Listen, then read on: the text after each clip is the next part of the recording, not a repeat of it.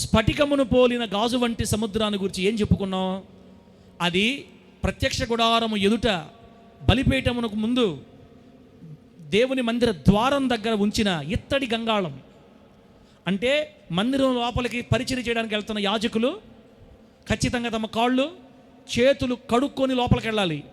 తర్వాత లోపల నుంచి బయటకు వచ్చి మళ్ళీ బలిపీఠం దగ్గరకు వస్తున్నప్పుడు మళ్ళీ కాళ్ళు చేతులు కడుక్కొని రావాలి. అలా కడుక్కోకపోతే ఖచ్చితంగా దెబ్బకి సచ్చి కూర్చుంటారని దేవుడు ఆ రోజుల్లో ఇజ్రాయేలుకి పెట్టిన నియమ నిబంధన కట్టడ. సేమ్ అదే గంగాళాన్ని సొలొమోను గారు మందిరం కట్టినప్పుడు పోత పోయించిన ఒక సముద్రంలాగా పెద్ద 10 మూరల 30 మూరల కైవారం, 10 మూరల ఏమండి వెడల్పు ఒక పెద్ద పాత్ర లాంటిది పోపించాడు సముద్రం. అక్కడ కూడా నీళ్ళు కాలు చేతి కడుక్కొని వెళ్ళాలి. సేమ్ దీనికి పోలిగ్గానే పరలోకంలో మరి బాప్తిస్మ అపోస్తలుడైన యోహాను గారికి పరలోక సింహాసనం ఎదుట గాజు సముద్రం. మనం చెప్పుకున్నాం భూలోక సముద్రాలు ఎవరిని సూచిస్తున్నాయి? భూలోక సముద్రం ఎవరిని సూచిస్తుంది? భక్తిహీనుల్ని. సముద్రం తనలోని బురదని మైలుని పైకి వేసినట్లుగా భక్తిహీనుడు తనలోని మైలుని పైకి వేస్తూ ఉంటాడు. హోరు, అలలు, ధ్వని, గందరగోళం, ప్రశాంతత లేకుండా ఉండటం, నెమ్మది లేకుండా ఉండటం, ఇవన్నీ భక్తిహీనులు పోలి ఉన్నాయని. అలాగే పరలోకంలో ఉన్న గాజు సముద్రం నీతిమంతుల్ని పోలుందని కూడా మనం గతంలో నేర్చుకున్నాం. దేవునికి స్తోత్రం కలుగును గాక. ఎందుకు దేవుడు ఈ సముద్రాన్ని ఇక్కడ చూపించాడంటే, అంటే పరలోకమునకు ఒక వ్యక్తి చేరాలంటే గాజు సముద్రం ద్వారానే పరలోకానికి వెళ్ళాలి. స్థిరముగా నిలబడాలి, కదలకూడదు, కష్టాలు ఓర్చుకోవాలని ఒక పక్క. పరలోకానికి చేరాలంటే ఎట్లా బతకాలో లాస్ట్కి మనం ఏం ఫైనల్ చేసామంటే, ఒక వ్యక్తి పడిపోయినా దేవుని కోసం నిలబడిన ఒక నీతిమంతుడు పడిపోతున్నా మరలా ఆ గంగాళం దగ్గరికి వెళ్ళి కాళ్ళు చేతులు కడుక్కొని తను శుద్ధి చేసుకుంటూ సాగిపోవాలి. అలా కడుక్కోకుండా పేరబెట్టుకుంటే ఒకానొక రోజున అక్రమము చేయువారలారా మీరెవరో నాకు తెలియదు, నా యొద్ద నుండి తొలగిపోండి అని దేవుడు చెప్తాడు. కాబట్టి ఎప్పటికప్పుడు మనం కడుక్కుంటూ ఉండాలా. అందుకే మనకు దేవుడు ఈ సముద్రాన్ని పెట్టాడు అని మనము ఆ గాజు సముద్రాన్ని ముగించాం. అక్కడ దేవుని నామానికి మహిమ కలుగును గాక. అప్పుడు కొంతమందికి ఒక డౌట్ వచ్చింది. అంటే మనం పడిపోతూ ఉండొచ్చా? పడిపోయి కడుక్కుంటా పోతూ ఉంటే కడుక్కునే కొలత పడిపోతూ ఉండొచ్చా? ఇక పడిపోయే పనికి ఇబ్బంది లేదా? ఇక పడిపోయినా మనకు బాధ లేదా? మన పాపను ఒప్పుకుంటే కడగబడిపోతామని చెప్పారు కదా. ఇక ఒప్పుకోవడం, కడుక్కోవడం, తుడుచుకోవడం, మళ్ళా బట్టం, కడుక్కోవడం, తుడుచుకోవడం, మళ్ళా బట్టం, కడుక్కోవడం, శుభ్రపడటం, మళ్ళా బట్టమేనా? ఇంక ఇబ్బంది లేదా? హ్యాపీయా అనే డౌట్ వచ్చింది మనకి. అసలు నీతిమంతులు ఎందుకు పడతారు అనేది పోయిన వారం మనం కంటిన్యూ చేసాం. నీతిమంతులు పడిపోవటంలో దేవుని ఉద్దేశం ఏంటి? ఎందుకు నీతిమంతులు పడతారు? అసలు పడాల్సిన అవసరం ఏముంది? నీతిమంతులు అంటే నిలబడిన వాళ్ళు కదా, మళ్ళీ పడిపోవటం ఏంటి? సామెత గ్రంథం 24:16 చదివాం పోయిన వారం. నీతిమంతులు 7 మార్లు పడినా తిరిగి లేస్తారు. ఆ తర్వాత మూలవాక్యం చదివాం. రోమీలకు రాసిన పత్రిక 14:4 అపోస్తలుడైన పౌలు గారు తీయండి మూలవాక్యం చదువుదాం మరలా. రోమీలకు రాసిన పత్రిక 14:4 పరుని సేవకునికి తీర్పు తీర్చుటకు నీవెవడవు? అతడు నిలిచియునుట అయినను పడియునుట అయినను అతని సొంత యజమానుని పనియే. అతడు నిలుచును, ప్రభు అతనిని నిలబెట్టుటకు శక్తి గలవాడు. అంటే పరుని సేవకుడు అంటే మన ప్రభు అయిన యెహోవా దేవుని సేవకులు, అనగా విశ్వాసులైన మనమే, ఆయన ప్రజలమే, ఆయన సేవకులవి. ఆయన సేవకులలో ఒకడు పడి ఉండటమైనా నిలిచి ఉండటమైనా దేవుని అతని సొంత యజమానుని పని. పడ్డాడా? నువ్వేంటి తీర్పు తీరుస్తావు పడినోడికి? మరలా అతని యజమానుడు అతన్ని నిలవబెట్టుటకు శక్తి గలవాడు. దేవునికి స్తోత్రం కలుగును గాక. అతన్ని నిశ్చయంగా నిలబెడతాడు. ఏయ్ షారోను ఇటు తిరిగిట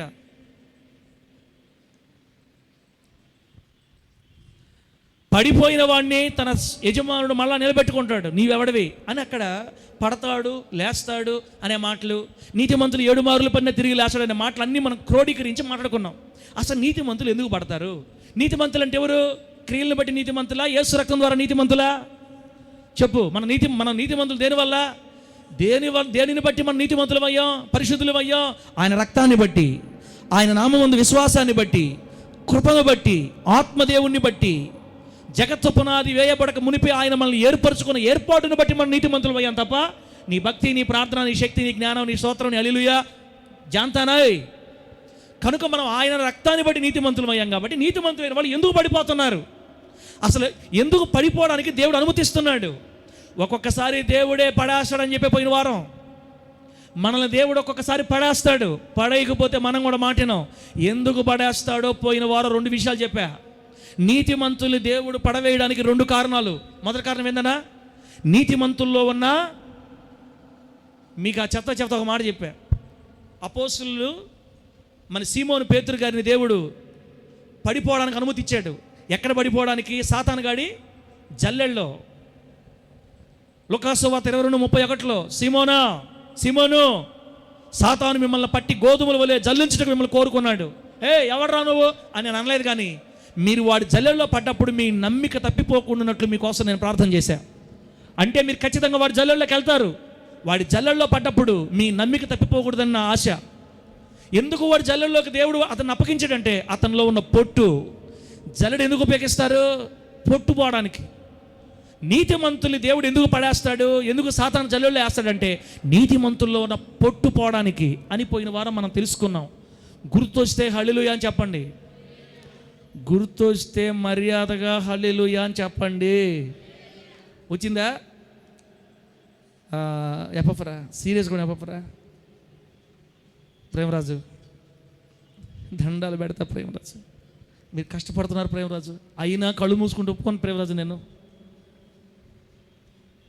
సాతాను జల్లెల్లో ఎందుకు వేయబడుతున్నాడు? నీతిమంతుడు పొట్టు రాలాల. నీతిమంతుల్లో ఉన్న మొట్టమొదటి పొట్టు పోయినసారి చూసాం, గర్వం అనే పొట్టు. నీతిమంతుడికి ఏం గర్వం ఉంటుంది చెప్పండి? భక్తిని బట్టి గర్వం. ఇదిగో లేచాడు ఆత్మ. భక్తిని బట్టి గర్వం, పాటలను బట్టి గర్వం. నీతిమంతుడు బాగా పాటలు పాడతాడు. నా పాటలు, నా ప్రార్థన బట్టి గర్వం, కుల గోత్రాలను బట్టి గర్వం, తనకున్న ఉద్యోగాన్ని బట్టి, హోదాను బట్టి, స్థాయిని బట్టి, అంతస్తుని బట్టి. ఎవరికే? బయట వాళ్ళకి కాదు, అన్ని జనులకు కాదు. ఎవరికమ్మా? నన్ను కొట్టేటట్టు చూస్తున్నారు కొంతమంది. మీరేమైనా చూసుకోండి, నేను చెప్పటమే. నీతిమంతులకు కూడా ఉంటుంది గర్వం. లోపల ఆత్మీయ గర్వం. ఉద్యోగాలను బట్టి, స్థాయిని బట్టి, అంతస్తులను బట్టి గర్వం ఉంటుంది. పొట్టు రాలిపోద్ది. దేవుడికి జైల్లో కాదు, దేంట్లో వేస్తే సాతాను గాడి జల్లెడలు వేస్తాడు మనకు పొట్టు రాలిపోవడానికి.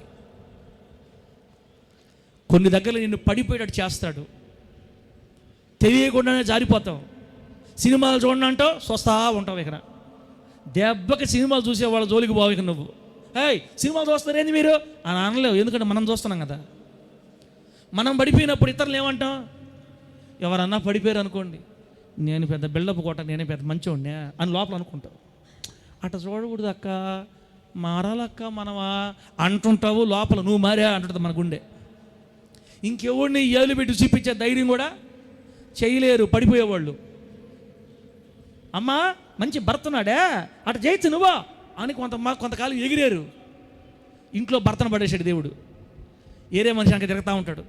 ఇప్పుడు ఈ మనిషి పోయి పడిపోయిన వాళ్ళ దగ్గరికి పోయి అట్ట తిరగకూడదమ్మా, అట్ట ఇంతకుముందు స్పీడ్ లేదు. ఎందుకంటే ఇప్పుడు ఈ భర్త తిరుగుతాడు వెనకపోయి పడేస్తాడు దేవుడు. ఎందుకు? ఏం రాలిపోవాలి మనలో నుంచి? ఏం రాలిపోవాలా? పొట్టు. వివేక అర్థమవుతుంది? వివేక పొట్టు రాలిపోవాలా? ఎంతమందిని దూషించుంటాం మనం, ఎంతమంది గురించి బయట చెప్పుంటాం, ఎంతమందికి తీర్పు తీర్చుంటాం, ఎంతమందిని హేళన చేసి మాట్లాడుంటాం, ఎంతమందిని ఇద్దరు కూడినప్పుడు ఇతరుల గురించి చెప్పుకొని నవ్వుకో ఉంటాం. రాలవలే పొట్ట. చెత్తట్టు పొట్టిట్టు రాలి చేస్తాడంతే యేసయ్య. అర్థమైతే హడిలో చెప్పండి. అందుకే నోరు కుట్టుకోమని చెప్పింది యేసయ్య మనకి. నోరు కుట్టుకోవాలి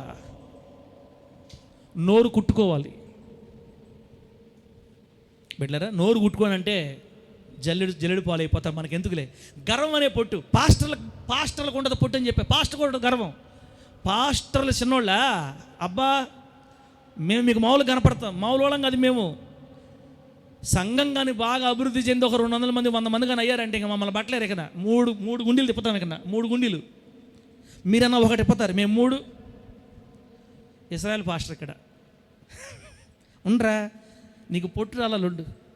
సంఘ అభివృద్ధిని బట్టి గర్వం, సంఘంలో పెరిగే విశ్వాసుల సంఖ్యను బట్టి గర్వం, ప్రసంగ సామర్థ్యాన్ని బట్టి గర్వం. నేను వాక్యం చెప్తే పిన్ డ్రాప్ సైలెన్స్ అంతే. తెలుసా? ఏంది అతను వాక్యం చెప్పడం? ఏమన్నా తొలా తాకుండా అతనికి నీకు ఇంకా పొట్టు రాలా. నువ్వు పడాలరా, నువ్వు పడిపోవాలి. ఒక్కొక్కసారి దేవుడు బిడ్డలారా భయంకరమైన పాపంలో కూడా పడేస్తాడు. ఎందుకంటే వాడికి ఇంకా మాట కూడా రాకూడదు దిగిన. సార్ మీరు చెప్తుంటే ఏందో మాకు అర్థం కావట్లేదు, కన్ఫ్యూజన్ అయిపోతున్నాం. దేవుడు పడేయటం ఏంటి సార్? పొట్టు రాలబల్ల అయితే పొట్టు రాలబల్ల మనకి జన్మతహా వచ్చింది కొన్ని గర్వాలు. ప్రసంగం బాగా చెప్తుంటే గర్వం ఇతనికి, వాక్యం చెప్తే పిన్ డ్రాప్ సైలెన్స్ అంతే. ఇస్రాయల్ పాస్టర్ ఎక్కడ పోయినా ఇంతవరకు బ్యాడ్ రిపోర్ట్ రాలా, గుడ్ రిపోర్టే. ఏమనుకున్నావా? వాట్సాప్లో మెసేజ్ వస్తుంది, hi you are looking so good, you are beautiful. Wow, who are you? I am beautiful, you beautiful. నేను అందంగా ఉన్నా, మీరు అందంగా ఉన్నా, మీ ఫోటో పంపండి. ఇరికిస్తాడు బాగా, ఇరికిచ్చే గందరగోళం చేసి. కానీ బయట పండిడు. ఎందుకంటే ఆయన బిడ్డకి కొంత అవకాశం ఇచ్చి ఇంకా వాడుకోవాలి కదా, కొన్ని చేస్తాడు. చేసి ఆ తర్వాత వాక్యం దగ్గర కూర్చున్న తర్వాత విశ్వాస సంఖ్య చూసినప్పుడు ఈ పాస్టర్కి ఏమనిపిస్తుంటో తెలుసా? ఈ సంఘానికి, సంఘ సంఖ్యకి, సంఘ విశ్వాసులకి నాకు అసలు సంబంధమే. నాలాంటి భ్రష్టుడికి ఇట్టాడు సంఘమా అసలు? ప్రభువా, నాలాంటి దరిద్రుడికి ఇట్టాడు సంఘమా? అసలు ఎట్ట కోరుకున్నావయ్యా నన్ను ఎందుకు పిలుచుకున్నావయ్యా? షాడిస్టోడిని. ఇంతకుముందు ఏమన్నాడా? పాస్టర్ గారు నా వాక్యం చెప్తే అన్నాడు. ఇప్పుడు నాలాంటోడికి సంఘం అసలు అర్హతే. అయ్యా, నేను నిలబడున్నానంటే కేవలం నీ దయా, నేను మామూలుని కాదు అని మీ ముందు చెప్తారా పాస్టర్ల బాధలు చూడాలంటే పాస్టర్ రహస్య ప్రార్థనలకు పోవాలా.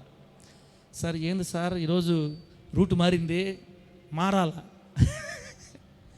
నేను నా గురించి చెప్పుకుంటున్నానులే, మా గురించి చెప్పుకుంటున్నా. మీ గురించే మీరేమైనా మంచోళ్ళా? మనమందరం మంచోళ్ళమే? చిన్న మంచోళ్ళం కాదు, మనమందరమే. పొట్టు రాలిపోవాలి, గర్వం అనే పొట్టు. నా విశ్వాసులు, నా సంఘం ఇప్పుడు, ఇంతకుముందు 2 సంఘాలు, ఇప్పుడు ఎన్నే 3. ఏమనుకున్నారు నా సంగతి? అసలు చిన్నోడు కాదు నేను అనిపిస్తుంది. పొట్టు రాలకపోతే, పొట్టు రాలిందనుకో, దేవా అది ఇచ్చావు, అది ఎప్పుడు ఉంటుందో ఎప్పుడు రాలుతుందో మాకు తెలియదు. ఇంతకుముందు రాలిని అన్నీ ఎగస్ట్రాలు చేసి బాగొట్టుకున్నా. ఒకవేళ నిలబెడితే నీకు మహిమ, నిలబెట్టకపోయినా నీకే మహిమ. వేస్తారక్క 3వ సంఘం మీద ఆశలు పెట్టుకోబాకండి. రాహెల్లక్క ఆశలు పెట్టుకోబాకండి. ఉంటే ఉంటుంది, పోతే పోతుంది. ఏం రాలిపోయింది చెప్పండి? పొట్టు రాలిన వాళ్ళకి ఈ మాటలు వస్తాయి. కాస్త ఎగస్ట్రాలు వేసే వాళ్ళకి ఈ మాటలు రావు. ఏమనుకున్నారా? 3 నేను అదే చెప్పా. చాలా దారుల్లో కొడతాడు దేవుడు, చాలా దారులు అప్పగిస్తాడు. ఎవరికి ఏ బలహీనత ఉందో ఆ బలహీనత అప్పగిస్తాడు దేవుడు, పడగొట్టేస్తాడు అంతే. నీతిమంతులు పడిపోవటంలో ఉన్న దేవుని ఉద్దేశం ఏంటంటే వాళ్ళని నాశనం చేయడానికి కాదు, కానీ వాళ్ళలో ఉన్న పొట్టు రాల్చడానికి. పొట్టు రాల్చడానికి పాపంలో కూడా పడేస్తాడు ఆ దేవుడు. అంత అవసరమా? అది నిజమేనా? నేను ఒప్పుకోనన్నా. దావీదు గారు పాపంలో పడ్డాడా లేదమ్మా చెప్పండి? దావీదు గారు పాపంలో పడ్డాడా లేదా? ఎందుకు పడ్డాడు అనుకుంటే దేవుడు ఆపొచ్చు కదా దావీదు గారిని. ఎందుకు అనుమతించాడో తెలుసా? దావీదు గారికి నేను 7 సార్లు ప్రార్థన చేస్తున్నాను అన్న గర్వం లోపల.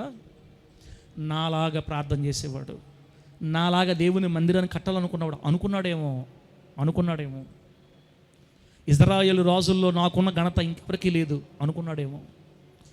తన గర్వాన్ని విరచడానికి దేవుడు అవసరమైతే, అందరికీ కాదు బిడ్డలారా, అందరినీ పడేస్తాడని నేను చెప్పట్లేదు, అందరినీ పడేయడు. ఆయన అనుమతి కొన్ని విషయాల్లో, కొన్నిట్లో పడేస్తాడు. సాతాను జనుడికి అప్పగిస్తాడు, పూర్తిగా రాలిపోద్ది. ఆ తర్వాత దావీదు గురించి బైబిల్ రాయబడిందంటే ఒక్క బత్షెబా విషయంలో తప్ప దావీదు గారు ఇంకెక్కడా పాపం చేయలేదని బైబిలే చెప్తుంది. దేవునికి స్తోత్రం కలుగునుగాక. ఎప్పుడైతే ఆ పాపంలో పడ్డాడో ఇక మరలా జీవితంలో ఎప్పటికీ వెను తిరగలేదు, గర్వం అతను వెంబడించలేదు. ఇలా బైబిల్లో చెప్పుకుంటా పోతే చాలామంది దేవుడు అనుమతించాడండి, చిన్న వాటిల్లో, పెద్ద వాటిల్లో కాదు, చిన్న వాటిల్లో.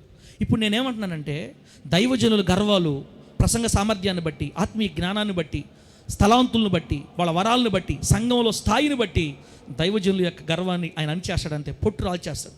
రెండోది పోయిన వారం చెప్పుకున్నాం. రెండోది నీతిమంతులు పడిపోవడంలో దేవుని ఉద్దేశం ఏంటంటే మన మీద మనకున్న నమ్మకం, అనగా స్వనీతిని దేవుడు తొలగించడానికి మనల్ని పడిపోవడానికి అనుమతిస్తాడు. స్వనీతి అంటే రోజుకి 3 గంటలు చేస్తున్న మన ప్రార్థన మీద మనకు నమ్మకం. నేను ప్రార్థన చేస్తున్నాను కాబట్టి దేవుడు నా కార్యం చేస్తాడు. నేను ప్రతిరోజు వేకువజామున ప్రభువుని చూడకుండా నేను పని స్టార్ట్ చేయట్లా కనుక నాకు దేవుడు చేస్తాడు. నా ప్రార్థన బట్టి నేను వారం ఖచ్చితంగా ఒకరోజు ఖచ్చితంగా ఉపవాసం ఉంటున్నా, ప్రతి శనివారం ఉపవాసం ఉంటున్నా, దేవుడు చూడట్లేదా అని వాళ్ళ ఉపవాసాల మీద వాళ్ళకి నమ్మకం. కొంతమందికి వాళ్ళు చేసుకున్న సమర్పణల మీద, నేను తెల్ల బట్టలే వేసుకుంటా, బయటికి వస్తే కలర్ బట్టలకి ఉండకూడదు నా జీవితంలో, నా బట్టల్ని దేవునికి ప్రతిష్ఠించానండి కనుక దేవుడు నన్ను దీవించాడు. వాళ్ళ సమర్పణల మీద ఉన్న నమ్మకం. వాళ్ళ ప్రతిష్టల మీద ఉన్న నమ్మకం, నేను నా భార్య ఇక ఏ సంబంధం ఉండకూడదని రిలేషన్ కట్ చేసుకున్నాం, అన్నా చెల్లెలుగా భార్య భర్తల సంబంధం తీసేసిన దేవుడి కోసం సమర్పణ, అందుకే దేవుడు మనల్ని దీవించాడు అని వాళ్ళ ప్రతిష్టతల మీద, వాళ్ళు చేసుకున్న తీర్మానాల మీద వాళ్ళకున్న నమ్మకం, స్వనీతి. దాంపత్య జీవితం త్యజించేమని, వస్త్రధారణ మార్చేసేమని, గడ్డాలు మీసాలు తీసేసేమని, వేషధారణ ప్రభు కోసం మార్చేసుకున్నామని, ఏమండి ప్రజలు వాళ్ళు కలిగి ఉన్నటువంటి స్వనీతిని పోగొట్టడానికి దేవుడు పడిపోవడానికి అనుమతినిస్తాడు. అప్పుడు అర్థం అవుద్ది, ఎంత తెల్లగొడ్డలు వేసుకున్న లోపల నల్లగా ఉండి ఈ ఉడికను కదా ఈ బాధల, ఎవడికి భక్తే అనుకుంటాడు లోపల. అప్పుడేమో తెల్ల బట్టలు అన్నాడు, ఇప్పుడేమో బట్టలు మారితే ఏముందలే బతుకు మారపల్లే అంటాడు. మళ్ళా నా మాటలు కరెక్ట్గా అర్థమవుతున్నాయా, నెగిటివ్గా అర్థమవుతున్నాయా నాకు తెలియట్లా. కరెక్ట్గా అర్థం చేసుకోవాలి. నీతిమంతులలో ఉన్న పొట్టు తొలగిపోవటానికే కొన్నిసార్లు అవసరమైతే ఆయన మనల్ని పడిపోవడానికి అనుమతిస్తాడు. పడిన చోటే ఉండటానికి కాదు, నువ్వు పడడం ద్వారా నీ జీవితంలో కొంత పొట్టు తొలగిపోద్ది, ఇంకొకరిని హేళనగా మనం మాట్లాడే అవకాశం ఉండదు. దేవుడు మనల్ని సరిచేసి దొళ్ళగొట్టి శుద్ధి చేసి మంచి గింజలుగా మార్చే క్రమంలోనే కొన్ని బలహీనతల్లో పడిపోయేటట్టు అనుమతిస్తాడు ఆయన. పడిపోయిన ప్రతిసారి ఏం చేయాలో కూడా మీకు ముందు చెప్తాను నేను. దీన్ని పూర్తి చేద్దాం. ఫస్ట్ 3వ పాయింట్ రాసుకోండి. ఇప్పుడు 3వ పాయింట్లోకి వెళ్దాం. దేవుడు పడిపోయినటువంటి వారి ఎడల, నీతిమంతులు పడిపోవడంలో ఉన్న దేవుని ఉద్దేశం, లేదా దేవుడు నీతిమంతులు ఎందుకు పడేస్తాడు. 3వ సంగతి బిడ్డలారా రాసుకోండి. పడిపోయిన ఇతరుల్ని చులకనగా చూడడం, అలాగే వారికంటే తనను తాను గొప్పగా ఎంచుకోవడం అనే ఒక క్రియ ఉంది. పడిపోయిన వాళ్ళని చూసినప్పుడు చులకనగా మాట్లాడతారు. ఇది మనిషి నైజం. ఎవడన్నా మన కళ్ళ ముందు కాస్త పడిపోయాడంటే, జారిపోయాడంటే, దొర్లిపోయాడంటే, లోకంలో కలిసిపోయాడంటే ఇక అతను గూర్చి ఇతరుల దగ్గర చాలా చులకనగా మాట్లాడతాం మనం. అవునా కాదా? అవునా కాదా? అవును. మనం అంత నీతిమంతులు ఏం కాదు బిడ్డలారా, దేవదూతలు ఏం కాదు. మనం ఖచ్చితంగా పడిపోయిన వాడంటే మనకు కొంచెం చులకన. అతని సంగతి చెప్పన్నా, అతను ఇంత ముందులా లేడు, ప్రార్థన లేదు, బగ్గి లేదు, అతను పడిపోయాడులే, అతను ఏముందిలే. అతను పడిపోయిన వారిని చూసి చులకనగా చూస్తున్నప్పుడు, వారికంటే తనను తాను గొప్పగా ఎంచుకునేటప్పుడు దేవుడు సాతాను జల్లుని పిలుస్తాడు. రారా రే అపవాదిట్రా, బాంధవ్య ఈ మధ్య బాంధవ్య కుమారి ఈ మధ్య పడిపోయిన గురించి ఊరికే చెప్పుకుంటున్నాడు. కానీ ఒకసారి నీ జల్లుడు ఇసురు. అయ్యా ప్రభువా, గట్టిగా ఇసరమంటావా తక్కువగా ఇసరమంటావా? గట్టిగా ఇసురు, మనోడికి ఎక్కువ పట్టుంది. ఎప్పుడైతే అట్లా పడిపోయిన వాళ్ళది చులకనగా మాట్లాడుతూ ఉంటామో జల్లెడ వస్తుంది మన దగ్గరికి. జల్లెడ బిడ్డలారా, చులకనగా పడిపోయిన దైవజనుల గురించి ప్రజలు చులకనగా మాట్లాడుతూ ఉంటారు అక్కడక్కడ. నెంబర్ 1, పడిపోయిన దైవజనుల గురించి, పడిపోయిన సాటి సహోదరుల గురించి చులకనగా మాట్లాడుతూ ఉంటారు. దీవెనక్క, నా మాట అర్థం? దీవెనక్క తుమ్ క్యా బోల్తే, అర్థమైందా లేదా చెప్పు. దీవెనక్క ఏం చెప్పానా? పడిపోయిన వాళ్ళని గురించి చులకనగా మాట్లాడకపోతే జల్లెడు మన దగ్గర రాదు. అయ్యా బిడ్డను లేవనెత్తు, తెలుసో తెలియకో వయసులో ఉన్నాడు యవనస్తుడు పడిపోయాడు, అయ్యా లేవనెత్తు, అయ్యా పడిపోని వద్దయ్యా అని ఏడ్చావనుకో జల్లెడు మన దగ్గరికి రాదు. నిన్ను పడిపోవడానికి దేవుడు అనుమతించడు. పడిపోయిన వారిని గురించి ఊరికే మాట్లాడుతూ ఉన్నాం అనుకో, నిన్ను దేంట్లో పడేస్తాడో నాకు తెలియదు. చర్చికి వస్తూ ఉంటుంది, మళ్ళా అది కంటిన్యూ చేస్తూ ఉంటుంది. ఎట్ట అసలు ఏందా మనిషి? ఆ మనిషికి మైండ్ ఉందా, జ్ఞానం ఉందా? అంత మాత్రం ప్రభుని నమ్ముకోవడం ఎందుకు ఆ మనిషి అని భలే పవర్లో మాట్లాడుతుంటుంది. పడిపోయిన వాళ్ళని చూసి బాగా లాగే లెంపగా ఒకటి ఆశ వేసయ్యా, సైతాన్ని జల్లెల్లో పడి పైన కింద పడి కొట్టుకొని ఇప్పుడు ఏమంటా తెలుసా, మనకెందుకు లేక దేవుడు చూసుకుంటాడులే. ఇందాకేమైందమ్మా, అప్పుడేమైందమ్మా మాట, అప్పుడేమైంది అమ్మా? పాస్టర్ చెప్తున్నాడు మనల్ని పడేస్తాడంట, మనకెందుకు వచ్చిన బాధ, వద్దులే అమ్మా. చెప్పిందని అమ్మా, పాస్టర్ గారు చెప్పిందానికి రాదు ఇది. పడేస్తే ఎవరిని ఏ విషయంలో నువ్వు అవమానించావో అదే దాంట్లో నువ్వు పడితే రెండోసారి ఆ వ్యక్తి యొక్క బాధ నీకు అర్థమైనప్పుడు నోరు తెరిచి ఇంకొకరికి తీర్పు చెప్పడానికి నీకు డేరు రాదు. బిడ్డ, దైవజనుల గురించి ఎంత హీనంగా మాట్లాడుకుంటారు ప్రజలు బయట, సేవకుల గురించి. వాడు పాస్టరా ఆ అమ్మాయితో ఆమెతో అక్రమ సంబంధం పెట్టుకో తిరుగుతూ ఉంటాడు. నీకెందుకు? ప్రార్థన చేయలేవా? పాస్టర్ తిరిగితే నీకెందుకమ్మా అని అని అని అని అని కొంతమంది నెత్తి మీద వేసుకున్నారు.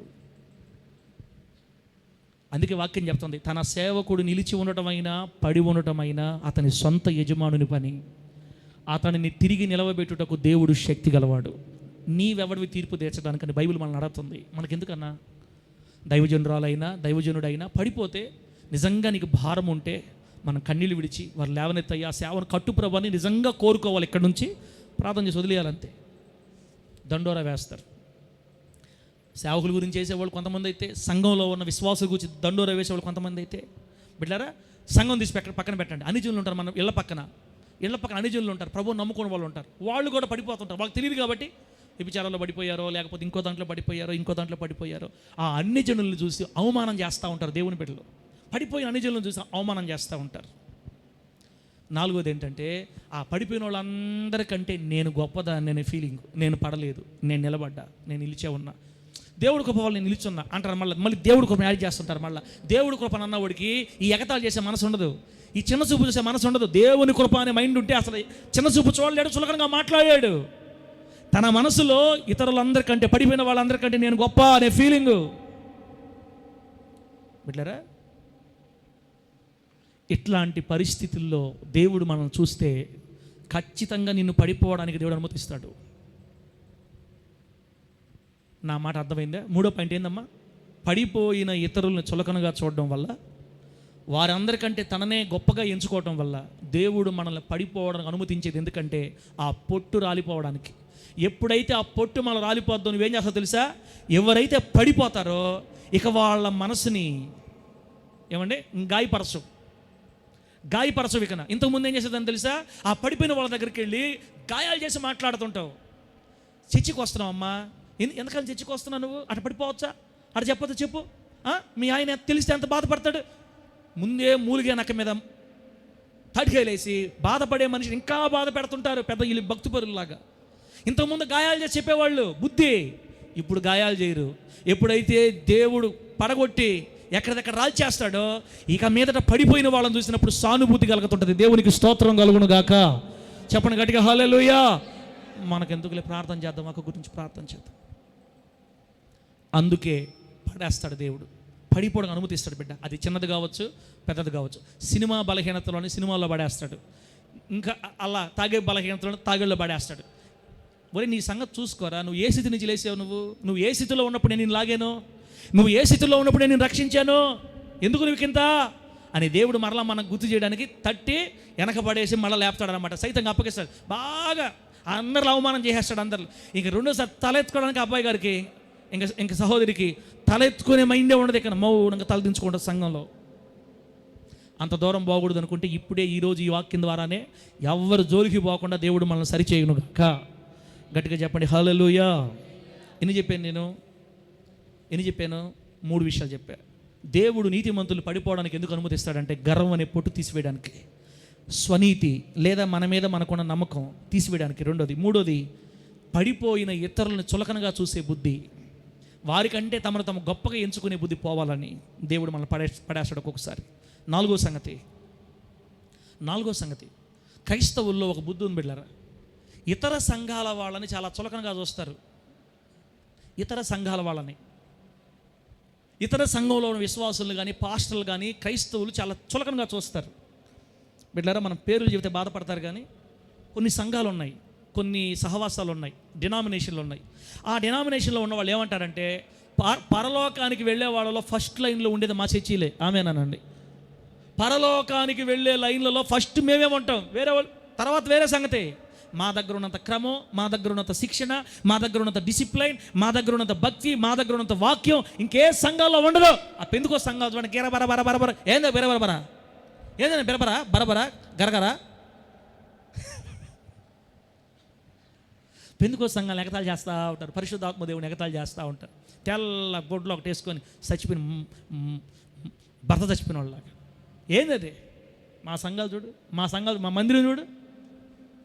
ఇతర సంఘాల వాళ్ళని చులకనగా చూస్తారనమాట. అది ఆల్రెడీ మనకి రక్తంలో నుంచే పుట్టద్దు అనుకుంటా. బిడ్డరా, ఇంకా చెప్తా చూడండి. వేరే మినిస్ట్రీల్లో, ఇప్పుడు మన మినిస్ట్రీ ఏం పేరు చెప్పండి? మన మినిస్ట్రీ పేరు ఏం పేరు? Holy judge ministry. నువ్వు ఒక మినిస్ట్రీ కాదులే నాయన, న్యాయాధిపతి మినిస్ట్రీ అంటే మళ్ళీ ఇప్పుడు హోలీ జడ్జ్ అంటే ఇంకా రాబోయే ఏం పెడతావో మాకు తెలియదు. నేను ఈ సంగతి ఇంకేం పెట్టేది లేదు, చచ్చిపోయిన దాకా ఇదే పేరు. ఆమేనానండి. మీకు నేను హామీ ఇస్తున్నా. ఎందుకు నేను పేరు మార్చానో కూడా ఇప్పుడు చెప్పను, ఒక 10 సంవత్సరాల తర్వాత చెప్తా. అప్పుడు దాకా మనందరం బతుకుంటే దేవుడు మార్చమనగా మార్చనులే. మన మినిస్ట్రీ ఉందా? ఈ మినిస్ట్రీలో విశ్వాసులు ఏం చేస్తారంటే వేరే మినిస్ట్రీల్లో చూసి ఏదో ఒక తప్పు కనిపెట్టాలని భూతత్వం పెడతారు. హోసనా మినిస్ట్రీ వాళ్ళలో ఏం తప్పు ఉంది, బేతేల్ మినిస్ట్రీ వాళ్ళలో ఏం తప్పు ఉంది, కర్మేల్ మినిస్ట్రీ వాళ్ళు ఏం తప్పు ఉంది, బ్రదర్లలో ఏం తప్పు ఉంది, భూతద్దాలు పెట్టి ఏదో ఒక తప్పును పడతారు. చెప్పలనేనా? పలాని మినిస్ట్రీలో పేరుకే ఇదిగో ఇది వాళ్ళు ఉండేది, ఇదిగో ఇది వాళ్ళు ఉండేది. మినిస్ట్రీ లోపాలు లేని మినిస్ట్రీ ఏదైనా ఉందంటే ఏ ministry? Holy judge ministry. That is holy judge ministry అని వాళ్ళ మినిస్ట్రీల గురించి, వాళ్ళ సంఘాల గురించి డబ్బాలు కొట్టుకుంటా ఉంటారు మనుషుల ముందు. ఇతర సంఘాల వారిని, ఇతర విశ్వాసుల్ని, ఇతర డినామినేషన్ వారిని చులకనగా మాట్లాడతారు, చులకనగా చూస్తుంటారు.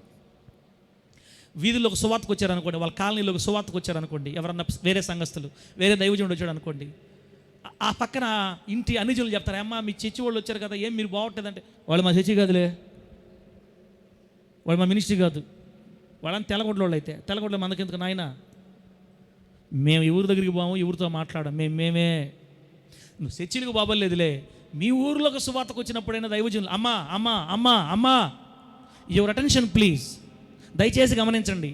ఇశ్రాయేల్ పాస్టర్గా నేను మీకు ఒక మాట చెప్తున్నా, మీ సేవకుడుగా, మీ గ్రామంలో కానీ మీ ఇంటి దగ్గరకు కానీ వేరే సంఘ దైవజనులు సువార్త కొరకు వస్తే మర్యాదగా తలుపేసుకొని కూర్చోకుండా వెళ్ళండి లోపలికి, బయటికి వెళ్ళి దైవజనులతో పాటు దేవుని సువార్త ప్రకటించి, దేవుడు నీకు ఇస్తే భోజనం ఏర్పాటు చేసి, దేవుడు నీకు ఇస్తే లేకపోతే అల్పాహారం ఏర్పాటు చేసి, దేవుడి శక్తి ఉంటే మంచి కానుకిచ్చి, సువార్తకు వచ్చిన సేవకులు మనం సహకరించాలా, ప్రేమించాలా. ఒక ఊరికి పోయాం, ఏదో ఊరు ఎక్కడన్నా తుమ్మతన్నా, మనల్ని చాలా బాగా ప్రేమించారు. ఆ తల్లిని చూసిన తర్వాత నాకు చాలా సంతోషం వేసింది. ఊరి పేరు గుర్తు రావటంలా. ఈ మధ్య మేము సువార్తకి వెళ్ళేటప్పుడు ఒక ప్రాంతంకి వెళ్ళినప్పుడు మాట్లాడుకున్నాం, అమ్మ ఈ రోజులు ఇంత ప్రేమ లేదు. గుర్తొచ్చింది, మన కాలనీ ముందు మన సుభాన్ నగర్ ఉంది కదా, ముందు దొరవారితోపు పాస్టర్ గారు గాబ్రియల్ తమ్ముడు, ఎంత మంచి ప్రేమ అంటే నేను అనుకోవాలి. అసలు పాస్టర్కి ఎంత ప్రేమ ఉంటుందని నాకు తెలియదు. అందరిని తీసుకుపోయి టీచి కూర్చోబెట్టి మాట్లాడి ప్రార్థన చేసి, నాయనో మన సంఘం కూడా ఇతరులకు దీవెనకరంగా ఉండునుగాక. మనమేమో వాళ్ళ సంఘాలకు వెళ్ళట్లేదు కదా, దైవజనులు వచ్చినప్పుడు మనం ప్రేమించకపోతే మనమే ప్రేమించకపోతే 24 గంటలు ఏదో ఒక లోపం ఎదగటమే, వాళ్ళలో తప్పులు ఎదగటమే, చులకనగా మాట్లాడటమే. బిడ్డలారా, ఇతర డినామినేషన్లలో కానీ సేవకుల్లో ఉన్న కానీ కొన్ని బలహీనతలు లేదా కొన్ని క్రమాలు, వాళ్ళ ఆచారాలు వ్యవహారాలు వేరుగా ఉంటాయండి. కొంతమంది పాస్టర్లు పై నుంచి కింద దాకా ఒక లంగోటం వేస్తారు. లంగోటం అనకూడదు దాన్ని, ఏందో అంటారు దాన్ని. పై నుంచి కింద దాకా ఒకటే వస్త్రం, నైటీలాగా ఉంటుంది, సిలువలు ఉంటాయి.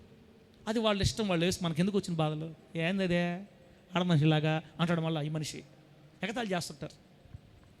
ఆచార వ్యవహారాలను తప్పుబట్టి వ్యంగ్యంగా మాట్లాడతారు, వ్యంగ్యంగా చిత్రీకరిస్తూ ఉంటారు. కొంతమంది దైవజనులు వాక్యాలు చెప్పేటప్పుడు వీటిని ఎగతాళి చేస్తారు, చెప్తుంటారు వాక్యాల్లో. ఆ అబ్బాయికి తొందరలో పొట్టుడిపే టైం ఉంది అనుకోవాలి మనం ఆ మాట్లాడినప్పుడు.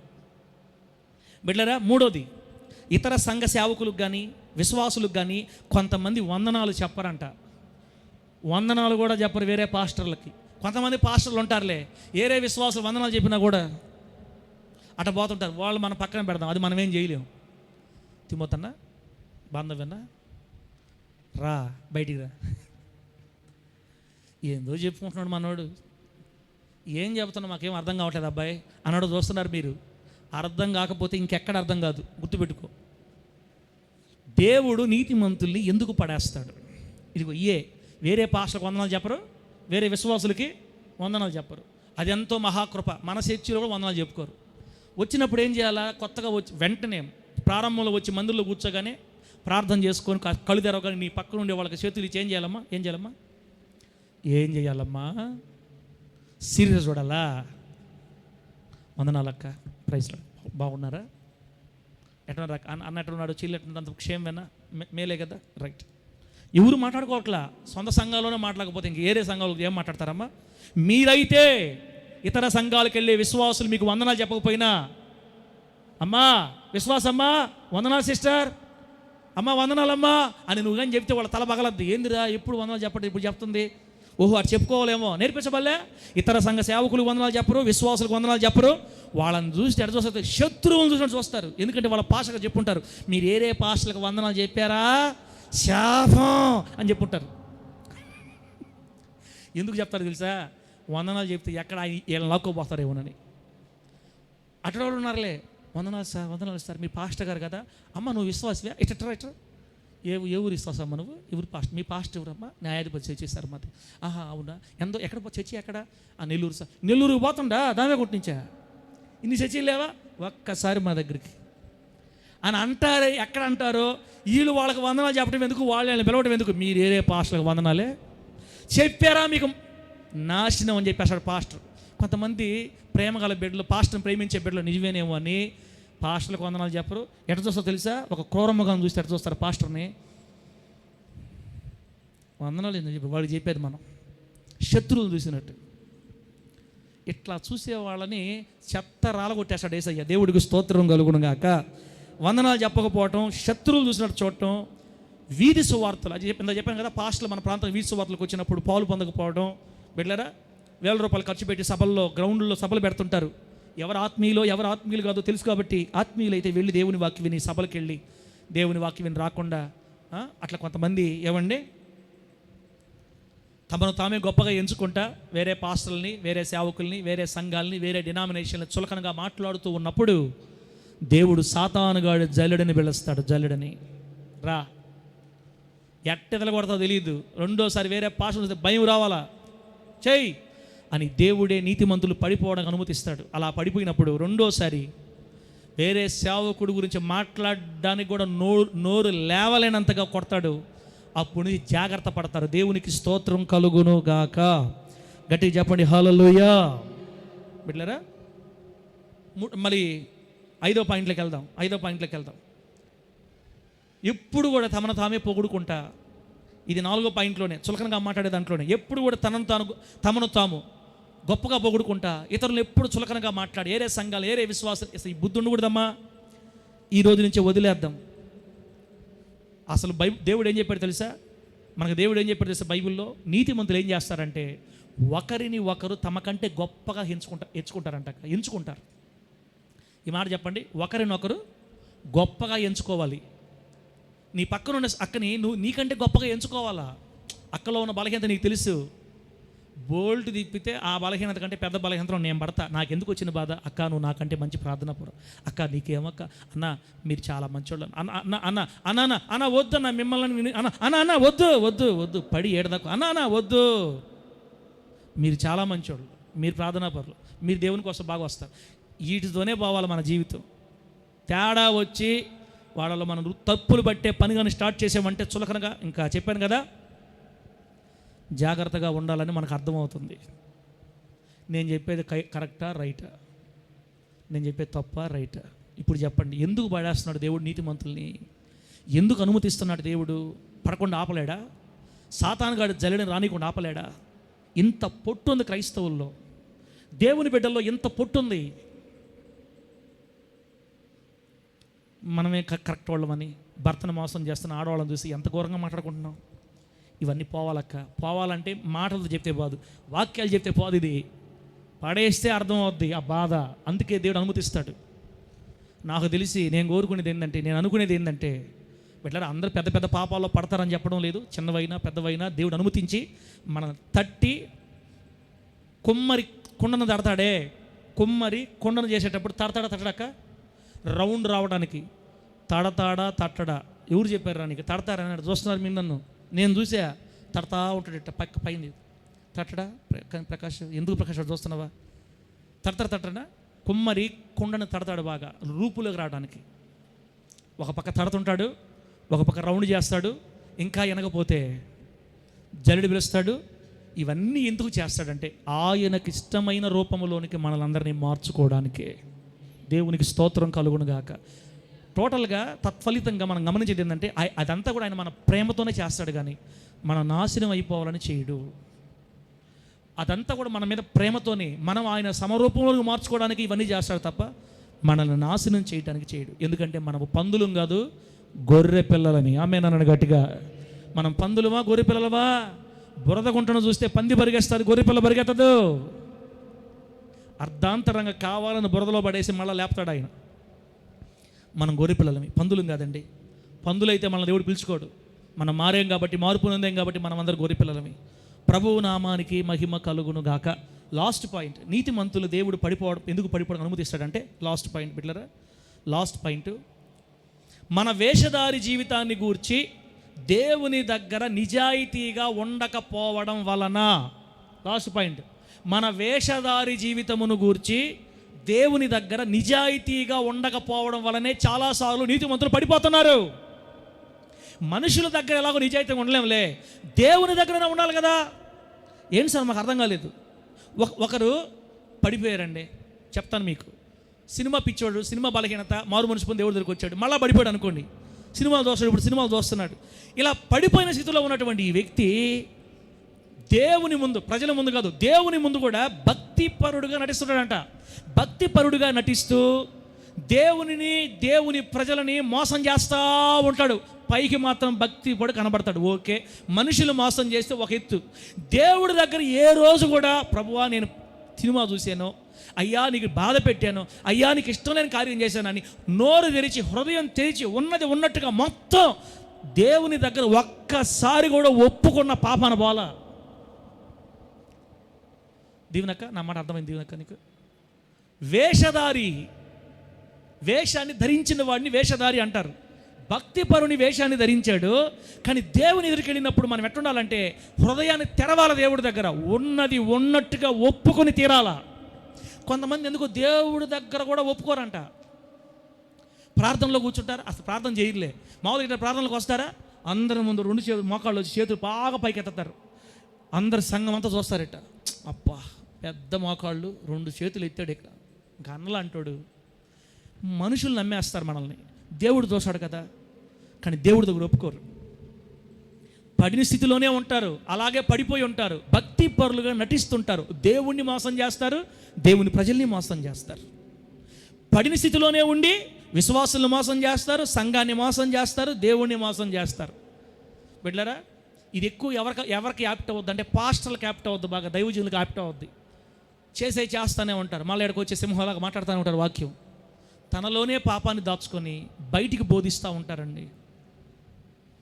దేవుడి దగ్గర హృదయం తెరిచి, నా స్థితిది ప్రభువా, నా బట్ట బయలు స్థితిది, నేను పైకేటి భక్తిపరుణ్ణి, లోపల ఎట్టటోడు నీకు నాకు తెలుసు, నేను ఇట్లాంటి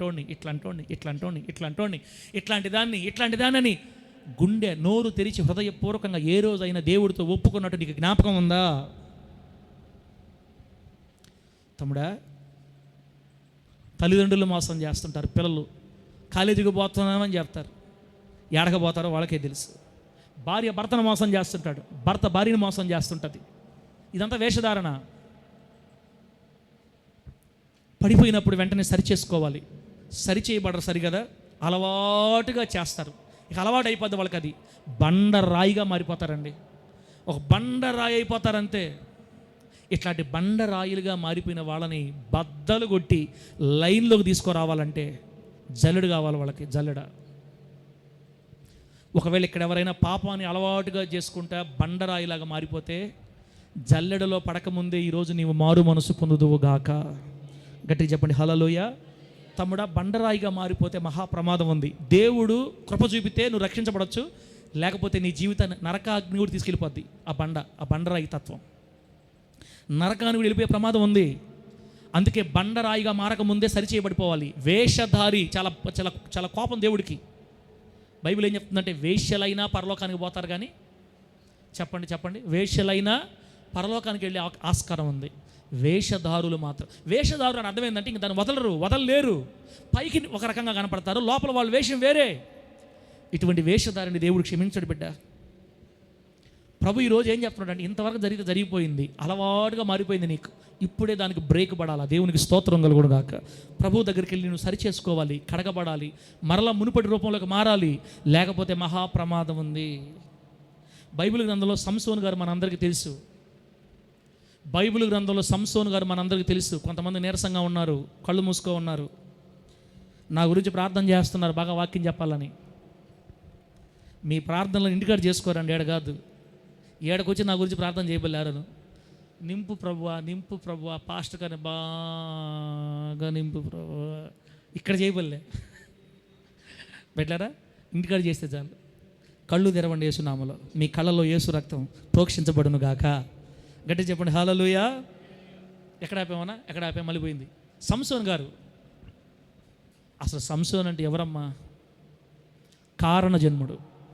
ఒక ప్రత్యేక కారణం చేత దేవుడు వృద్ధాప్యం వరకు పిల్లలు లేని మానోహ భార్యకి గర్భాన్ని ఇచ్చి దేవుడు ఒక బిడ్డని భూమి మీద తీసుకొని వచ్చాడు. ఇజ్రాయేలు రక్షకునిగా ఫిలిస్తీన్ల నుండి. భూమి మీద ఇంతవరకు ఏ మనిషికి ఇవ్వలేనంత ఆత్మబలాన్ని దేవుడు సంసోనికి ఇచ్చాడు. దేవునికి స్తోత్రం కలుగును గాక. హల్లెలూయానండి. ఏ ఆయుధం లేకుండా సింహాన్ని చంపిన ఎవరైనా చూశారు మీరు? ఏ ఆయుధం లేకుండా. దావీదు గారి మీద దేవుని ఆత్మ దిగి వచ్చింది, సంసోన్ గారి మీద దేవుని ఆత్మ దిగి వచ్చింది. ఏ ఆయుధం లేకుండా సింహాన్ని ఎవరు చంపలేరు. అది దేవుని శక్తి కలిగిన వాళ్ళు మాత్రమే. మేక పిల్లను చీల్చినట్టుగా చీల్చాడంట. దేన్ని? సింహాన్ని. దేవుని ఆత్మబలం. పచ్చి గాడిద దవడ ఎముకని చేతిలో పట్టుకొని, దవడ ఎముక చేతిలో తీసుకొని ఎంతమంది కొట్టాడు చెప్పండి? 1000 మందిని కొట్టాడు. 1000 మందిని కూలదోశాడు, పడేశాడు అంతే. World track record. ఇంకా దాన్ని ఎవరు ట్రేస్ చేయలేరు. ప్రపంచ చరిత్రలో 1000 మందిని ఒక్కడే చంపిన అది దేవుని ఆత్మ వల్ల మాత్రమే సాధ్యం. పెద్ద స్తంభాలు, మూల స్తంభాలు దేవాలయానికి. మనిషి ఎవరైనా మూల స్తంభాలు చేత్తో నెట్టేస్తారా? అంతెందుకు, దీన్ని బడగొట్టండి మీరు చేతులతో. కుంఫులాగా జాకీ చాన్ షాట్ కొట్టండి, దాన్ని బడగొట్టండి. రక్త ఏరులు అయిపోతాయి మన చేతులు. దేవుడికి స్తోత్రం కలుగును గాక. దాన్ని దేవాలయానికి ఏమండి ఆధారాలుగా ఉన్న 2 స్తంభాలు 2 చేతులతో పట్టుకొని అట్ట నెడితే పేక మేడలా కూలిపోయింది భవనం. ఇది మనిషి శక్తి కాదు, దేవుని శక్తి. అంత గొప్ప శక్తినిచ్చి తన పరిచర్య కొరకు తన సేవకుడు ప్రతిష్ఠించుకున్న ఒక వ్యక్తి ఏమండి తెలిసి అలవాటుగా చేసిన పాపం. ఒకసారి పడిపోతే దేవుడు క్షమిస్తాడు, 2 సార్లు పడిపోతే క్షమిస్తాడు, 3 సార్లు పడిపోతే క్షమిస్తాడు, లేవనెత్తుకుంటాడు, నిలబెట్టుకుంటాడు, 4 సార్లు పడిపోతే నిలబెట్టుకుంటాడు. కానీ లేవాలన్న ఆశ ఉండాలి మనకి. లేవాలన్న ఆశ ఉంటే ఎన్నిసార్లైనా దేవుడు లేపుకుంటాడు నిన్ను. దేవునికి స్తోత్రం కలుగును గాక. లేవాలన్న ఆశే లేకపోతే ఇంక నీకు ఎవ్వరు హెల్ప్ చేయలేరు. ఫిలిస్తీన్ కుమార్తెను ప్రేమించి పెళ్లి చేసుకున్నప్పుడు దేవుడు క్షమించేశాడు. గాజాలోయలో వేశ్య దగ్గరికి వెళ్ళినప్పుడు దేవుడు క్షమించాడు.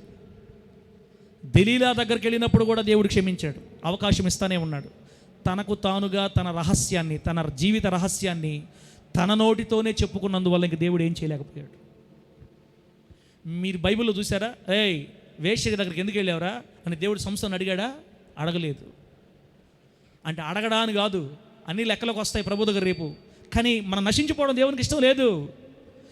నిన్ను ఏ విధం చేతనైనా కడుక్కొని పరిశుద్ధపరచుకొని తన కోసం నిలబెట్టుకోవాలనే పరమ తండ్రి ఆశ. నువ్వు నశించిపోతే దేవుడికి ఇష్టమా? అందుకే అలవాటు కాకూడదు ఏది. చివరికి దేవుడు ఏం చేయలేకపోతే తన జీవితం ఎంత భయంకరంగా ముగిసిందో మనందరికీ తెలుసు. 2 కళ్ళు తీసేశారు. ఒక స్త్రీలాగా తిరగలు విసరమన్నారు. ఎగతాళి చేస్తున్నారు. బిడ్డ, దేవుడు కూడా ఏమీ చేయలేనంత వేషధారితనం నీలో నాలో ఉండకూడదు. వెంటనే లెయ్యాలి, పైకి తెంచుకోవాలి. లేవాలన్న ఆశ ఉంటే ఈరోజే లేపేస్తాడు యేసునామములో నిన్ను యేసయ్య. ఆ బురద గుంటలో నుంచి ఇప్పుడే నిన్ను పట్టుకొని లేపుతాడు. నువ్వు లేవలేని గుంటలో ఉన్నా కూడా దేవుడు లేపేస్తాడు. లేవాలని ఆశ ఉండాలి మనకి. నాకు వద్దు ప్రభువా, నాకు ఆశ ఉంది, నన్ను లేపంటే ఇప్పుడే లేపుతాడు యేసయ్య నిన్ను. నా ప్రభు అయిన యేసయ్య మనలందరినీ అటువంటి గుంటల్లో నుంచి లేపునుగాక. గట్టిగా చెప్పండి హల్లెలూయా. బిడ్డలారా, వేషధారి జీవితాన్ని వెంటనే ఒప్పేసుకోవాలి దేవుడి దగ్గర. ఎప్పటికప్పుడు కడిగేసుకోవాలి. ఒప్పుకుంటే దేవుడు క్షమిస్తాడండి. ఆయన నమ్మదగిన దేవుడు. ఇప్పుడు అయిపోయినాయి 5 రకాలు చెప్పేశాను. ప్రార్థన చేసుకుందాం ఇకనా. బిడ్డలారా, నేను చెప్పాను కదా, నీతిమంతులు దేవుడు ఎందుకు పడేస్తాడంటే గర్వం నుంచి తొలగించడానికి, గర్వం నుంచి విడిపించడానికి, స్వనీతి నుండి విడిపించడానికి, ఇతరులను చులకనగా చూసే స్వభావాన్ని తొలగించడానికి, ఇతర సంఘాల్లో ఉన్న లోటుపాట్లు గుర్తించే స్వభావాన్ని తీసేయడానికి, వేషధారి జీవితాన్ని తొలగించడానికి దేవుడు నీతిమంతుల్ని పడిపోవడానికి అనుమతిస్తాడు. బిడ్డలారా, ఇప్పుడు ప్రశ్న ఏంటంటే, ఒకవేళ పడిపోతే ఓకే, ఎవరైనా పడిపోయారు అనుకోండి, పడిపోయిన వెంటనే మనం ఏం జాగ్రత్తలు తీసుకోవాలా? మళ్ళీ వేయాలంటే పడిన వెంటనే తీసుకోవాల్సిన జాగ్రత్తలను రాసుకోండి. పడిన వెంటనే తీసుకోవాల్సిన జాగ్రత్తలు. ఒకవేళ పడ్డావా, పడిపోతే ఏం చేయాలి? నెంబర్ 1, పడిన వెంటనే పశ్చాత్తాపముతో దేవుని పాదాల దగ్గరికి ఏమంటే పరుగెత్తుకొని వచ్చి దేవుని పాదాల దగ్గర సమస్తాన్ని నిజాయితీగా ఒప్పుకోవాలా. ఇదే మనం చేయాల్సిన పని అమ్మా. ఈ లోకంలో నీతిమంతులు చేయాల్సిన పని ఇది ఒక్కటే. ఇక్కడే ఉంది మోక్షం. నేను చెప్తున్నాను కదా, ఇక్కడ కూర్చున్న ఎవరిలో కూడా నీతిమంతులు ఒక్కడ కూడా లేడు. క్రియల ద్వారా, మాటల ద్వారా, చూపుల ద్వారా, తలంపుల ద్వారా ప్రతి ఒక్కరూ ఇక్కడ మలినపరచబడుతున్న వారే. మీ అందరికంటే నేనే ముందుంటా, ఒప్పుకోవాలి దేవుడి దగ్గర. నేనేం పెద్ద దేవదూతను కాదు కదా. క్రియల ద్వారా, తలంపుల ద్వారా, ఆలోచనల ద్వారా, తలంపుల ద్వారా ఫోను పట్టుకున్న ప్రతిసారి కన్నులు అపవిత్రపరచబడతాయి. ఆ బలహీనత ఉండే వాళ్ళకి ఏ బలహీనత ఎవరిలో ఉంటే ఆ బలహీనత ద్వారా అపవిత్రపరచబడతా ఉంటారు. ఒకవేళ మీరు ఏ బలహీనత చేత కూడా, ఏ బలహీనత ద్వారా కూడా మీరు అపవిత్రపరచబడకుండా నేటికి మీరు పరిశుద్ధులు కానీ నీతిమంతులు కానీ ఉంటే, నేను చెబుతున్నాను, మీరు మనుషులు కాదు, మీరు పరలోకం దిగొచ్చిన దేవదూతలు. ఇంకా కొంతమంది నా వైపు ప్రశ్నార్థకానే చూస్తున్నారు. How is possible? ఎలా అర్థం చేసుకోవాలి దీన్ని? బిడ్డలారా, పడిన వెంటనే ఆలోచన ద్వారా తలంపు ఏదైనా, ఒకవేళ నువ్వు పడిపోతే వెంటనే చేయాల్సిన పని పశ్చాత్తాపం. అంటే అర్థం ఏంటి తెలుసా అక్క? పశ్చాత్తాపంతో రావాలి ప్రభు దగ్గరికి. పశ్చాత్తాపం అంటే వెక్కి వెక్కి ఆడవటం. చెప్పండి, ఎట్లా ఆడవాలి? ఎట్లా ఆడవాలా? మామూలుగా ఆడటం కాదు, వెక్కి వెక్కి ఆడవాలి. కుష్ఠరోగి అయిన సీమోను ఇంటిలో యేసుక్రీస్తు వారు భోజనాన్ని కూర్చున్నప్పుడు అత్తరు సీసాలో, అత్తరు బుడ్డిలో అత్తరు తీసుకొని వచ్చింది. ఎవరు చెప్పండి? ఆమె పాపాత్మురాలైన స్త్రీ. ఆమె వచ్చి యేసుక్రీస్తు వారి పాదముల దగ్గర ఆ బుడ్డి పగలగొట్టి ఆ అత్తరునంతా పొయ్యికి ముందేం చేసింది చెప్పండి? పొయ్యికి ముందేం చేసింది? యేసు ప్రభు వారి పాదాల దగ్గర నిలబడి ఏడుస్తూ ఉంది. ఆమె ఎందుకు ఏడుస్తుంది? తను చేసిన పాపం అంతా గుర్తొస్తూ ఉంది. ఆమెకి అన్నీ గుర్తు చేసుకుంటా ఉంది. అంటే దాన్నే పశ్చాత్తాపం అంటారు. వెక్కి వెక్కి ఏడుస్తుంది. ఆ కన్నీళ్ళలోని జారి ఏడబడ్డాయి. చెప్పండి, ఏడబడ్డాయి. ఎక్కడ పడ్డాయి? దేవుని పాదాల మీద పడ్డాయి. యేసయ్య పాదాల మీద కన్నీళ్లు పడ్డాయి. అయ్యో, నా ప్రభు పాదాల మీద కన్నీళ్లు పడ్డాయి అని వెంటనే తన కురి జుట్టు వెంట్రుక కురి విప్పి ఆ వెంట్రుకలు ముందుకు తీసుకుని తన ఆ పాదాల మీద పడిన యేసయ్య కన్నీళ్ళని తుడుస్తుంది. తుడిచిన తర్వాత తనతో తీసుకొచ్చినటువంటి ఆ అత్తరు బుడి సీసా పగలగొట్టి యేసయ్య పాదాల మీద పోసింది అత్తరంతా. ఆ అత్తరు వాసన ఇల్లంతా నిండిపోయింది. దేవునికి స్తోత్రం కలుగును గాక. ఆ సందర్భంలో యేసు ప్రభువు వారు చెప్తారు, ఈమె నన్ను విస్తారంగా ప్రేమించింది కాబట్టి ఈమె యొక్క విస్తార పాపములన్నీ క్షమించబడిపోయాయి. చప్పలు కొట్టండి గట్టిగా, చప్పలు కొట్టండి గట్టిగా. దేవునికి స్తోత్రం కలుగును గాక. యేసయ్యని ఎంత విస్తారంగా ప్రేమిస్తే మన పాపములు అంత విస్తారంగా క్షమించబడతాయి. సేమ్ ఆ సందర్భంలోంచి మన పాయింట్లోకి వస్తే, తప్పు జరిగిన వెంటనే గుండెలు బాదుకుంటా ఏడవాలి దేవుడి దగ్గర. అయ్యా, పడాలని పడలేదు, తెలిసి పడలేదు. ఒకవేళ తెలిసే పడ్డా నా వల్ల కంట్రోల్ కాలేదయ్యా. నేను ఎంత కంట్రోల్ చేయనా, నా మనసు కంట్రోల్ కాలేదు. ఇదిగో పలాన్ చేసా, పలాన్ టైంలో పలాన్ దగ్గర అయ్యా ఏడువో దేవుడి దగ్గర. గుండెలు బాదుకోవాలా, వెక్కి వెక్కి ఆడవాలి దేవుని పాదాల దగ్గర. నీ మనస్సాక్షి దేవుడు చూస్తూ ఉంటాడు. నువ్వు ఏడ్చేటప్పుడు ఆయన ఏం చేస్తాడో తెలుసా? నేను చెప్తాను నేనండి, నిన్ను కూడా పట్టుకొని ఆయన ఏడుస్తాడమ్మా. నా బిడ్డ ఎంత ప్రేమ కలిగిందా నా కొరకు. నా బిడ్డ అయ్యో ఎంత కరిగిపోతుందో, ఎంత కుమిలిపోతుందో మనకు తెలియదు. ఆయన మన తల మీద నిమరుతుంటాడట. ఏం కాదులే బిడ్డ, చెప్పేసావు కదా, నేను కడిగేలమ్మా, ఏడవబాకమ్మా. నువ్వు ఏడుస్తుంటే చూస్తుంటాడా? బాగా ఏడు అంటాడా?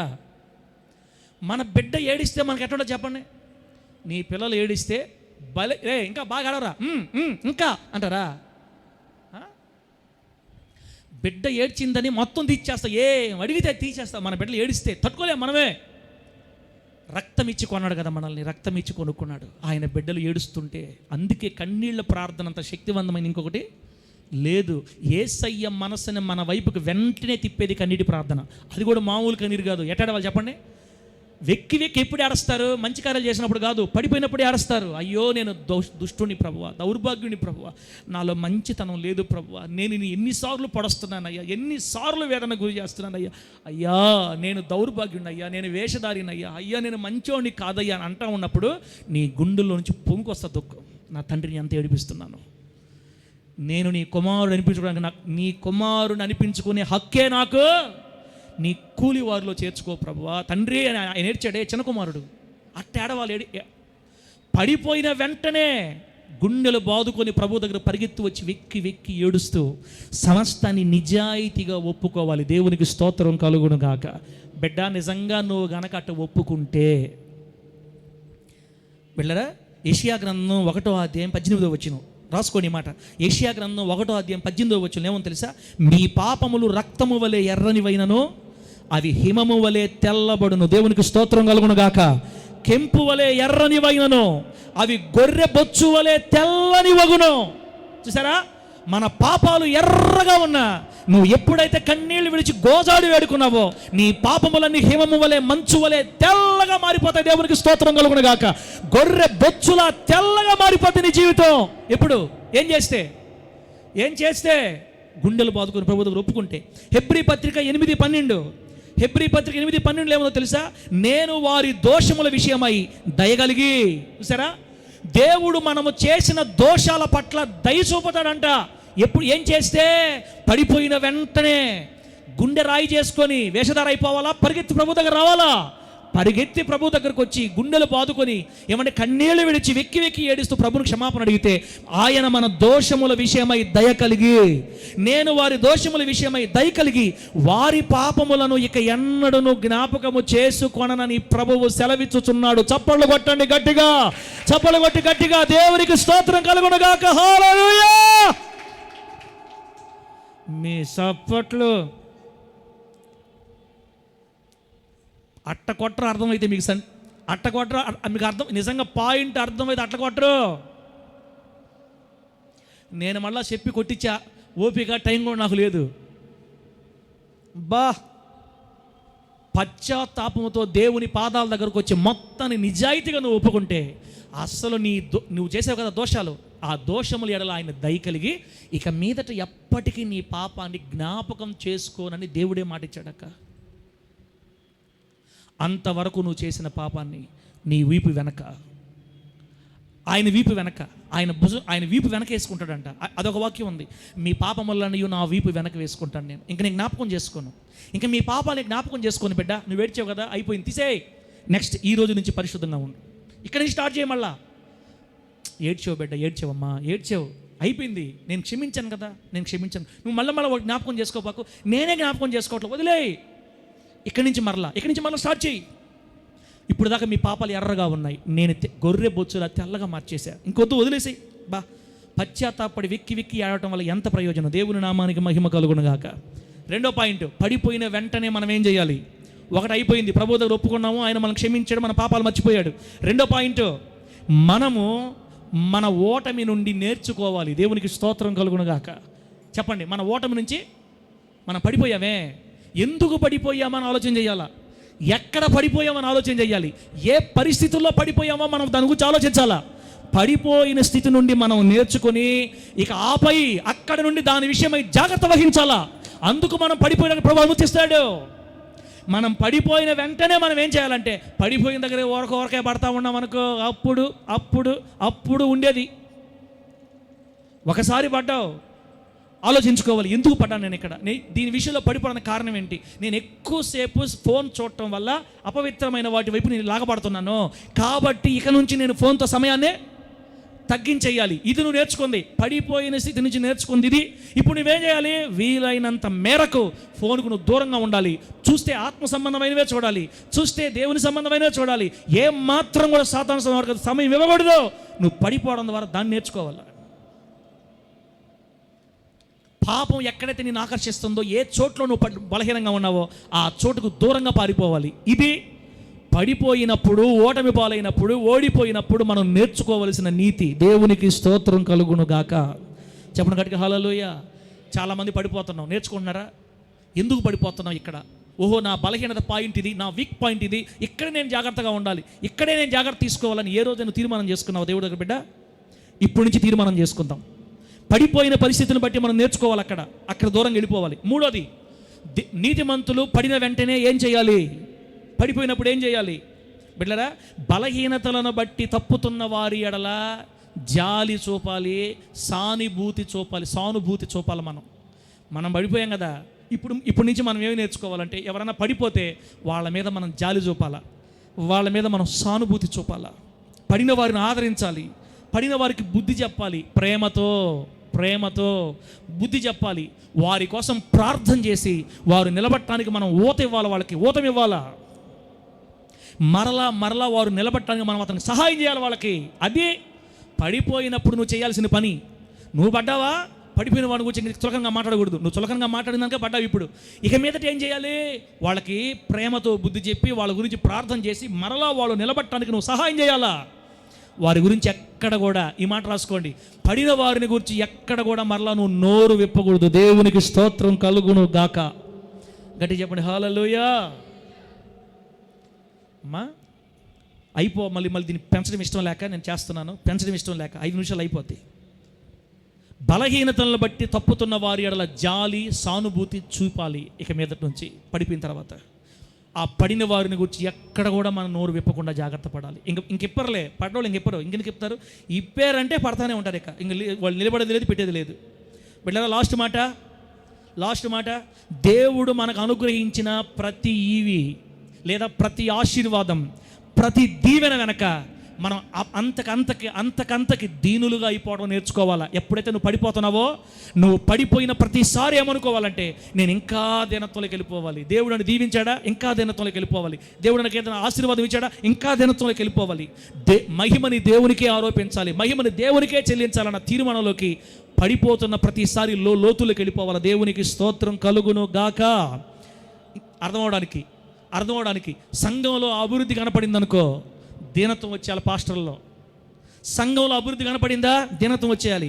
కుటుంబంలో అభివృద్ధి కనపడిందా, దీనత్వంలోకి వెళ్ళిపోవాలి. ఇది దేవుని దయ తప్ప నా ఆలోచన, నా తలంపు, నా శక్తి, నా భక్తి కానే కాదు ప్రభు అని హృదయపూర్వకంగా దీనత్వంలోకి వెళ్ళిపోవాలి.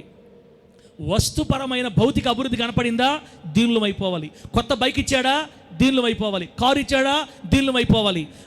ఇంట్లో వస్తువులు ఏదైనా కొన్నామా, ఫ్రిడ్జ్, ఏసీ, బీరువా కొన్నామా, దీనత్వం అయిపోవాలి.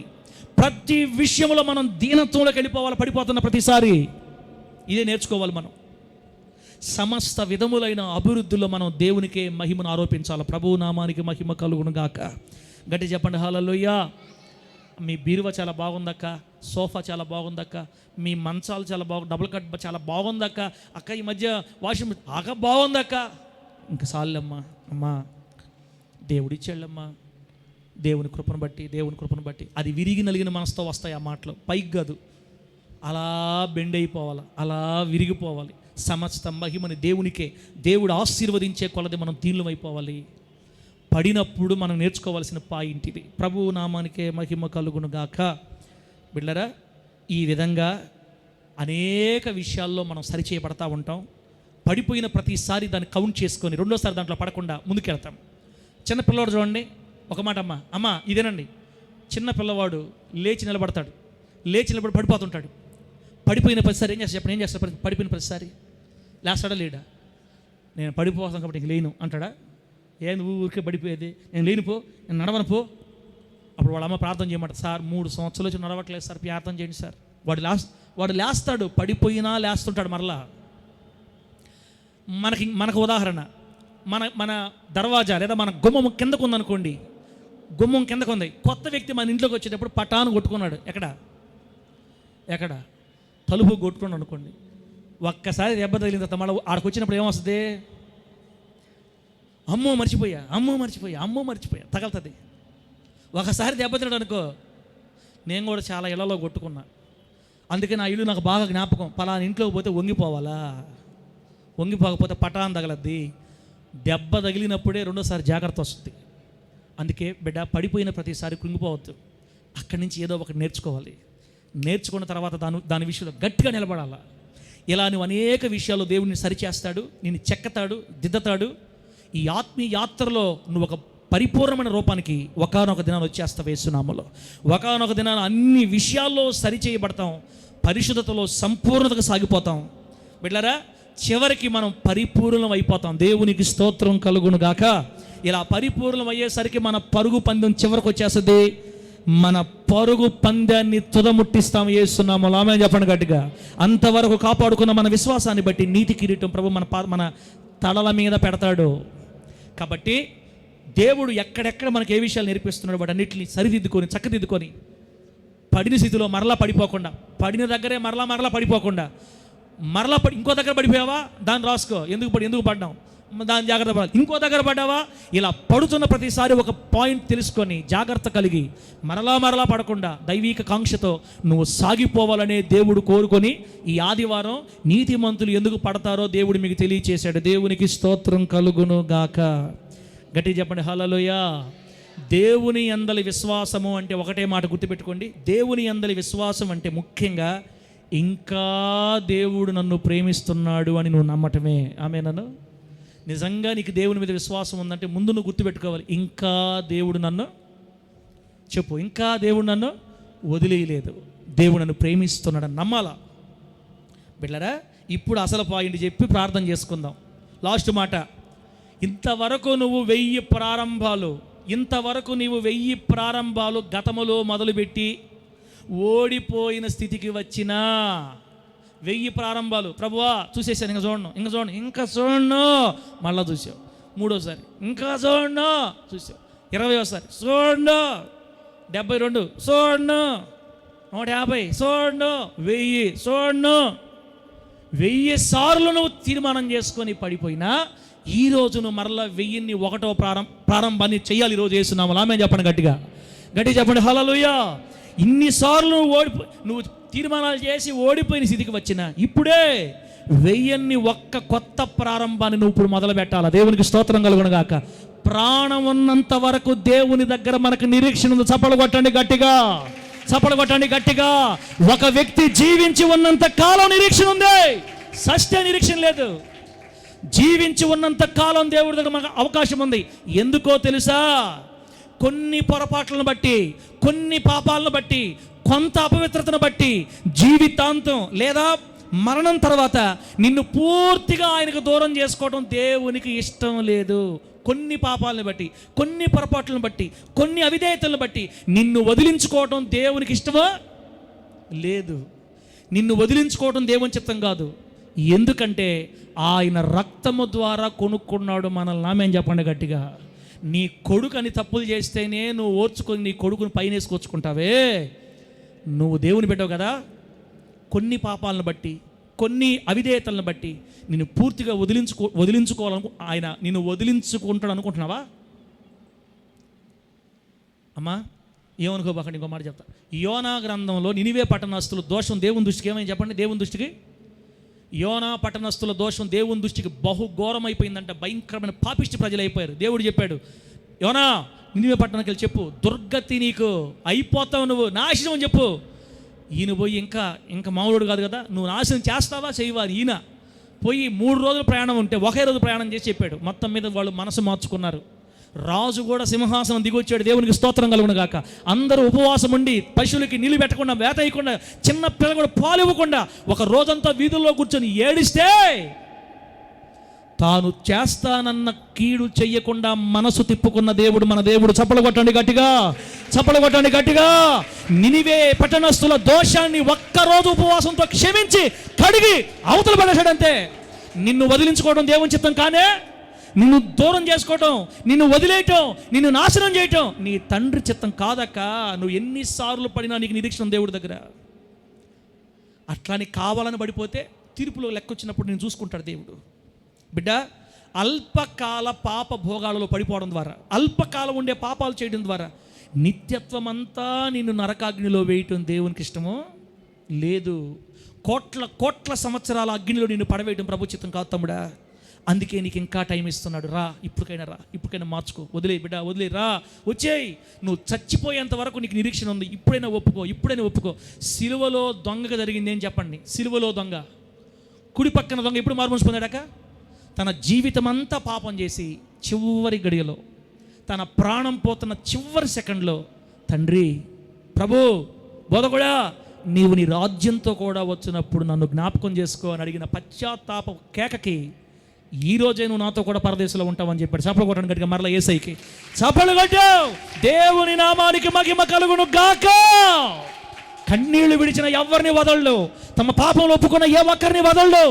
మనము మన పాపములు ఒప్పుకొనిన ఎడల ఆయన నమ్మదగిన వాడు, నీతిమంతుడు కనుక మన పాపములు క్షమించి సమస్త దుర్నీతి నుండి మనల్ని పవిత్రులుగా చేస్తాడు. ఎందుకంటే కోట్ల కోట్ల సంవత్సరాలు నేను నరకాగ్నిలో వేయటం దేవునికి ఇష్టం లేనే. ఆయన బిడ్డవే, ఆయన రక్తం ఇచ్చుకున్నాడు, నిన్ను ఎట్ట వదులుకుంటాడు నిన్ను? బిడ్డ, ఎంత ప్రేమ నీ మీద. మనల్ని ఆయన పోలికలో చేసుకున్నాడక, ఆయన స్వరూపంలో చేయబడ్డాం. ఆయన సేమ్ మనం ఆయన పోలికే.